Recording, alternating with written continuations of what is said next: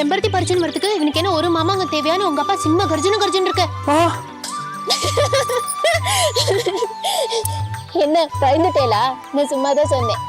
என்ன ருக்மிணி இப்ப பாரு இந்த மாதிரி எதையாவது சொல்லி என்ன பயமுறுத்திட்டே இருக்க. நீங்க பயப்படுறத பார்த்தா நீக்கு சிரிப்பு சிரிப்பா வருது.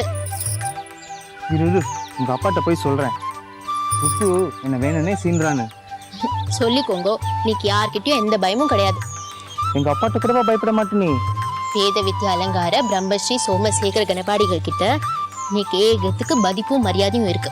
ஆனா பயங்கிறது லெவலிஸும் கிடையாது.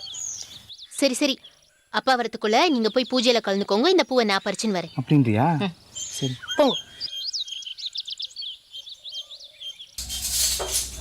ஏண்டி லோச்சா, ருக்கு கண்மூட கண் திறக்கிறதுக்குள்ள எங்கடையும் மாயமா மறைஞ்சு போயிடுறா. அந்த உப்பு எடுத்துட்டா. வழக்கம் போல நம்ம வெங்கடுவ சீனின்னு இருக்கா. அவளுக்கு இதை விட்டா வேற என்ன பொழுதுபோக்கு? என்ன கேட்டா பேசாம வெங்கடுவ ருக்குவுக்கே கொடுத்து இந்த ஆத்து 3வது மாட்டு பொண்ணு ஆக்கிடலாம். என்னடி பேசுற நீ? தாயில்லா பொண்ணாவ தாம் தும்னு குதிச்சுட்டு இருக்கா. நம்ம ஆத்துக்கு வாகா வராது. அப்படி பார்த்தா இந்த ஆத்து கடைக்குட்டி காமு அவளும் தாய் இல்லா பொண்ணுதான். எப்ப பார்த்தாலும் விளையாட்டு வேற. அப்பாவுக்கு வேற ரொம்ப செல்லம். யாரையும் சேர்த்து பேசுறேன். காமு குழந்தை 13 வயசு தான் ஆறுது. இந்த வயசுல விளையாடாம நாளைக்கு புக்காத்துக்கு போன அப்புறமா விளையாட முடியும்? இந்த ஆத்துல இருக்கிற வரைக்கும் வளைய வந்து போட்டுமே. சங்கரா, கொஞ்ச நாளாவே என் மனசுல ஒரு விஷயம் உறுத்திண்டே இருக்கு. சொல்லுங்க.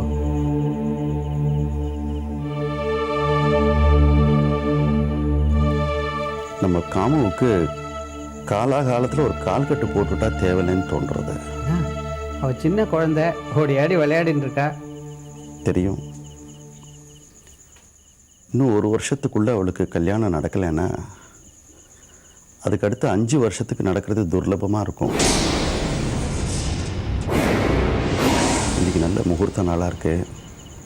அதனால் இன்றைக்கே நீ கோனேரி ராஜபுரத்துக்கு போய் நம்ம கணேஷ் ஐயரை பாரு.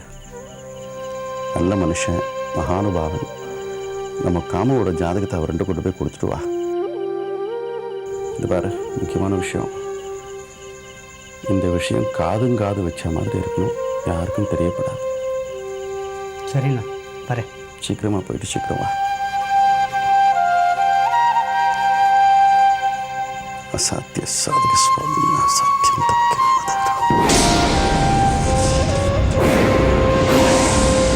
ராமோ தாசரதிரியதி பௌருஷேஜ அப்பிரதித்வந்தः சரேர்ணம் ஜஹீராவணி. தசரதனின் மைந்தன் ராமன் சத்தியசந்தன் என்பது உண்மையானால் இந்த அம்பானது ராவண மைந்தனின் தலையை கொய்து வரட்டும். அப்பா, எனக்கு ரொம்ப பயமா இருக்குப்பா. என்ன பயம்? வா உட்காச்சுக்கோ. என்ன பயம் உனக்கு? இந்த இடியும் மின்னாலையும் பார்த்தா எனக்கு பயமா இருக்கு.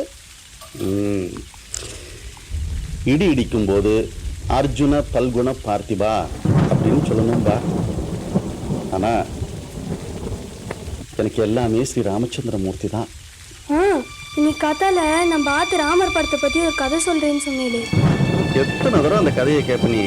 அந்த கதை சொன்னதான் எனக்கு பயம் போய் தூக்கம் வர்றது.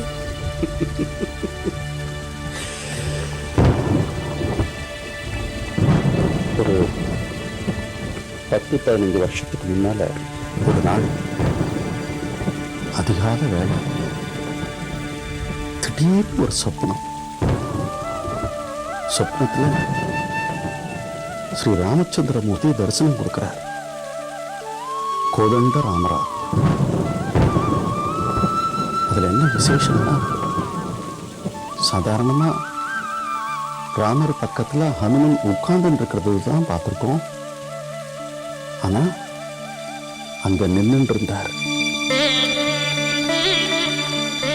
அது மட்டும் இல்ல, ராமரோட வலது கையில முளகளவுக்கு ஒரு மச்சம் இருந்தது.